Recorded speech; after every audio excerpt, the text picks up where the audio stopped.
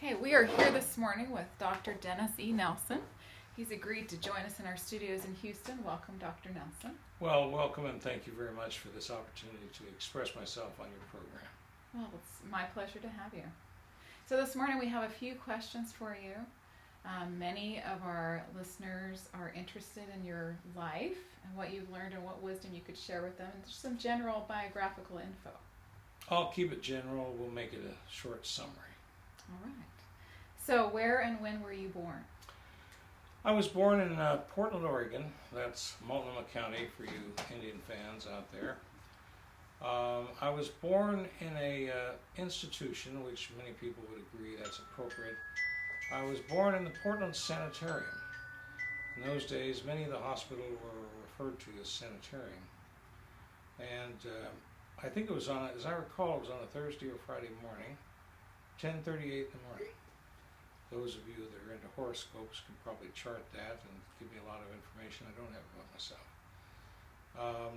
At the time, I was living with my parents, Earl Lester Nelson and Barbara Louise Moore. I was living in a small house out on Yam Hill Street. That's a little bit further out from 82nd, probably maybe 83rd or 84th in Yam Hill, a little house. The house is still there, but it's been remodeled so many times that I don't think you can point out unless you researched and knew the exact address. So that was my beginning in what we call life. So did you live in any other cities when you were growing up, or that was basically where you were? I was pretty much in Portland until I left on my mission in January of 1961. And then, of course, I've lived a number of different places since then, but until then, it was pretty much Portland. So as I understand it, you didn't grow up with your parents. You grew up with your grandmother? No, my parents, after whom the tune Young and Foolish was named, got married twice. Didn't take either time. They got married in September of 1938. Probably because my mother was pregnant. She alluded to that in an interview I did with her some 25 years ago. And so they ran across to Stevenson, Washington, which many of the young couples did at that time, got married. Then they came back in October of 38. They were married in the Colonial Heights Ward, Portland Stake, where the wedding had been planned and arranged by, I guess, their parents and the church people, and I think they went through with that to fulfill the demands of social conditioning and the pressures at the time. So they were married in September and October of 1938, and then I was born June 19th of 1939. Then my parents broke up when I was about 10 to 12 months old, and I think the divorce was finalized, as I recall, in July of 1941. After which World War II broke out, and my father immediately joined the armed forces and shipped out in the Air Force. So do you think they loved each other, or do you think it was kind of one of those teenage crush things? I think there was a kind of love there, but they were so immature, so spiritually unknowledgeable, pretty much free spirits. My mother's father, Leonard Moore, had his wife die in about 1935. Afterwards, he took to, I don't know whether it was heavier drinking, but he became pretty much an alcoholic. And she was about 15 at the time, so she was let run. She had no supervision, and so she was wild. She was a singer. She wanted to go to LA and be a singer. She sang on a radio program every Saturday morning. I think it was KWJJ, I'm not sure, I'd have to look it up, in a trio. So she was musically inclined and wanted to pursue that. And your dad played in the band? My dad played jobs regularly down at the beach, the Oregon coast. He had a job at Manning's Coffee Shop downtown, which was a major store downtown. At that time, I have a picture of him selling herbs and teas and coffees in Manning. I think something like 50 cents an hour. And then at night he would play, mostly with the Joe Dardis band out of Portland, but he worked two jobs pretty steadily. So there wasn't enough church knowledge for them to say, let's go get sealed in the temple, or No. so maybe the marriage was just too. They wouldn't have been worthy, but they Yeah. were not thinking or oriented toward those lines. And I think a lot of it was rebellion. My father rebelling against his mother because she was very strict, very overprotective, and her because there was nobody to supervise her and control her. And I don't know if she could have been controlled if anybody was there, but they were pretty much on their own and did as they chose. So you grew up with your grandmother. Mm-hmm. So what did your room look like? Do you remember? The house was built by my grandfather during the war years before he took sick, about 1943. He suffered a fall. He owned a big mechanics machine shop downtown where the headquarters of the Portland Police now is. A very prominent location, I think about 2nd and Oak downtown, something like that. Very good business. Business was going very well. But he fell from the top of the ceiling of that, as I understand it, hit his head on the concrete cement, and then several months later, it's reported that he and my uncle Lester were driving home, and he had Lester drive because his vision was blurred. Shortly after that, he had a cerebral hemorrhage and stroke. He could not speak. He could not really do much of anything, and he was in a nursing home for, I would say, again without researching, in 8 or 9 years. So that was Van. Yes, So Goldie's husband, Van. Goldie's husband, Van. He had been ward clerk for Tom Emmett, who was a great-grandson of Brigham Young, who had been our bishop, and served well in that capacity. He was also a missionary, a 70. His main companion was Marcus Hawley. They did a lot of missionary work. And my father wrote lyrics to tunes, wrote a few hymns. He was a very literary-oriented person. And I suppose I feel much more of a connection to him as a person, even though I only knew him for a little while, because he was at home for a while before they had to put him in a nursing home. So I feel more of a connection with him than I do any other relative. No question about that. I have a lot of respect for him, even though I knew relatively little about him. So Goldie was alone for the rest of her life. Yes, she was of the generation where if you lost your husband, you pretty much stayed alone. I don't know, partly out of honor to them, perhaps partly out of fear. I don't know all the motivations, but it was quite common in those days for a woman at least, to stay alone after she lost her husband. So you didn't tell me about your room. So my grandfather had built pretty much himself this house at the corner of 64th and Division. It was a small house.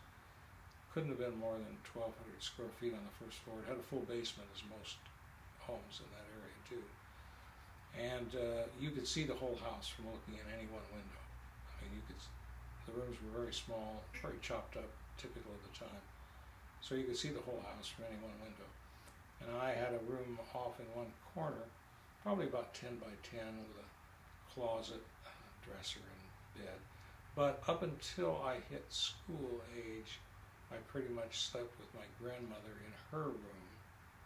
And that would have probably been a period of, I'm thinking, 3 or 4 years, something like that.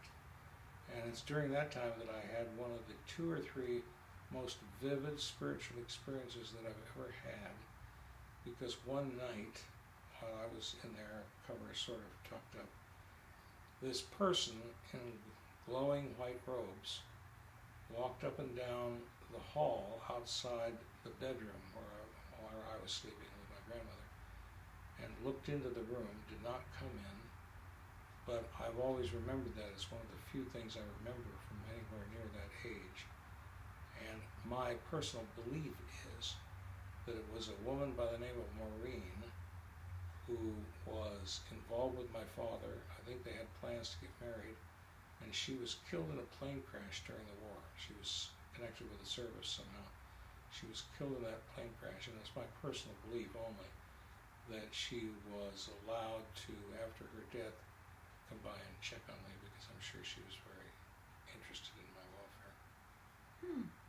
What led you to Maureen? Probably the stories I've been told piecemeal about their involvement, that she was a very, very good person. As I recall, my grandmother really liked her. I think she had a lot of qualities that were probably mothering qualities, of which my father's second wife had none. I think that, along with just feeling, perhaps their overly romanticized feelings about her, about the timing of everything, about things not going that way but taking a different direction. So there was definitely someone there. There was definitely someone there. It was a woman. It was very clear. Nothing harmful, nothing malevolent. Just checking in. Just checking in. Yeah. What was the other experience? Oh, I've had a few. One came much later. It involves my oldest daughter, Rebecca, who got a hold of some Drano when she was a baby and swallowed some of it. And I was at work at American Institutes for Research. This was about 1968. And I was panicked, of course. She was taken to Stanford Hospital. I was panicked, of course, and as I drove from the workplace to the hospital, a very clear, word for word, a voice came into my mind. She is all right. Do not worry. And when I got there, they had given you very good care. None of the Drano had gotten down into the stomach, fortunately. Very burned around the mouth, but no permanent damage. And that was very vivid, very vivid. And I think it's probably in times like that, maybe, that we get our most, because it's necessary to get our attention, our most vivid experiences, because the Lord really wanted to get through to me. So who was your first crush? My first crush? Oh, this is a conflict, because I've had so many.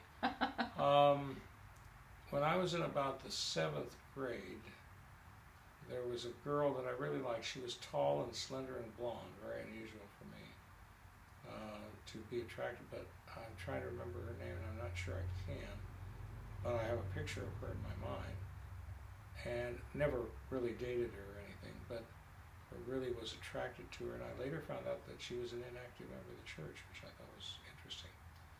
The other one was a girlfriend that I had for about, I would say 3 years, although I was not the only person that had her for a girlfriend.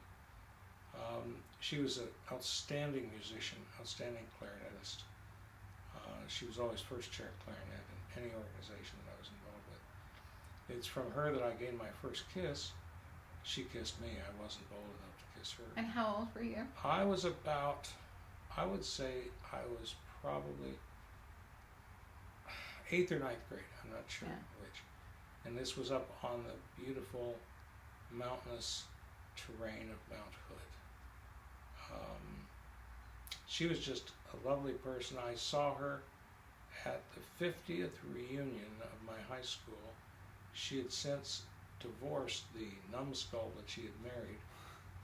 She was a pretty fundamentalist, and she was in love with a tuba player by the name of Ray Jones, who always spelt girl Gril.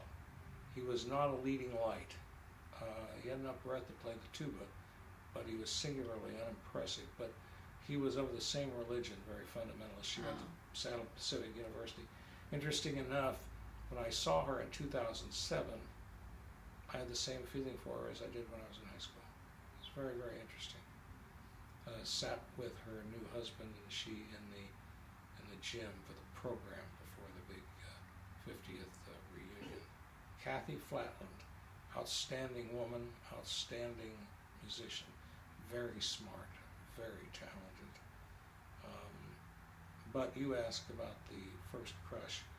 I came as close as I could. There's 2 crushes right together there. And then, of course, virtually at the same time, I also liked this girl at church by the name of Arlene Teebles, who was very petite. Her father owned a construction company, later served on the High Council. very petite, too petite really, but petite nevertheless. So I really thought she was cute. And of course during high school I also liked this girl who was very standoffish. She was in theater. Her name was Judy Quinlan. I think she later went to New York for a while. But very talented girl, very smart.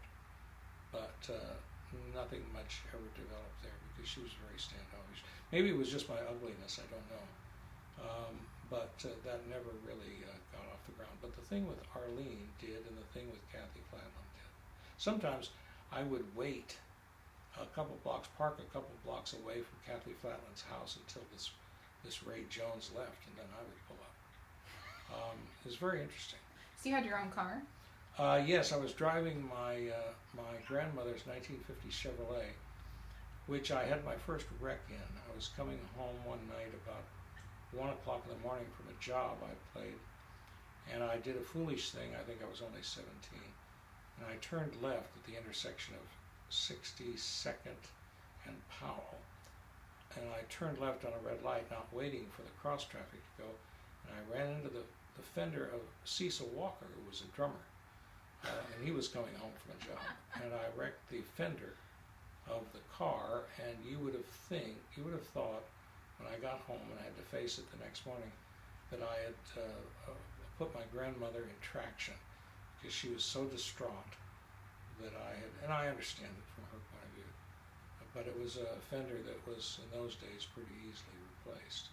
But I've never forgotten the incident because of the coincidence of who I ran into. It was your first crash? It was my first crash. And how old were you? I would say 17. Yeah. Yeah. Very, very traumatic, very significant. So what was your, like, everybody in high school has their group. I later went on the road with Cecil Walker in a band. He used to call he was in the Navy Reserve or something. He used to call his girlfriend in Japan. It cost him $27 for 3 minutes or something. We were in some town or something, and he had to call her in Japan. This was in college? This was college years, yeah. Yeah. I went on the road with him, yeah. So your grandmother was distraught. So were you, like, viewed by the other kids at school weird because you lived with your grandmother? Did you hang out with the musicians group? I don't ever remember feeling distraught or persecuted. It's true that I was growing up, there was one kid around the corner, I can't remember whether that was Arthur Noyes or not, but he got mad at me one day and went home and got a knife and threw it at me, and it hit my shoe. I was, of course, going in the opposite direction from the knife, so when he threw it, it hit my shoe, so there was no injury, but there weren't a lot of traumas. Although one time there was a place at 50th and where Powell and Foster connect called, I think it was called the Spec. It's one of those places where the girls ran around in roller skates, fortunately something else as well, but they got on roller skates and they'd serve you, that whole 50s thing. Yeah. And this was after a job, and I was with Ron Enns, a drummer, a very good drummer, Carl Clemens, a trombone player, he's a nice guy. And maybe somebody else, I don't remember. But we were in this car, I think it was Ron Enns' car, and so I can't remember the details. Somebody yelled at somebody, and so a bunch of guys chased us down the road, and Ron Enns rolled up the window on the guy's arm and kept driving. It was rather, exciting, but there were no injuries. So you hung out with the music people? Pretty much. I made a decision my freshman year in high school. I tried out for the baseball team. I loved baseball. I worked for hours on that driveway, on throwing and catching and all that, and I loved baseball. But when I went to try out for the baseball team my freshman year in high school, I did not like the feeling that I had or the mannerisms that most of the people trying out for the baseball team had. I'm looking back on it, I probably saw them as pretty gross style. I guess I was pretty, I hate to use the word, but I guess I was a bit refined or not down and dirty. And so I had to make a choice between spending my time with the band and musical groups or doing the sports thing, because there was a time conflict. You could not do both. So I chose to go the way of music. So how were you at the tryouts? Did you try out? I remember trying out, but I don't remember anything else because it was only a couple days, and I just withdrew. Oh. So I don't really remember. So you don't know if you would have made it or not? I don't know. I have no idea. No. I never knew that. Yeah. About the baseball thing. We're getting the time signal from the producer. Oh, okay. Okay. So we'll probably have to stop this segment and pick up again because we have so many segments left to do. Thank you for joining us for part 1 with Dr. Dennis Nelson. Let's give him a hand, folks. Thank you. Thank you. Good to be with you.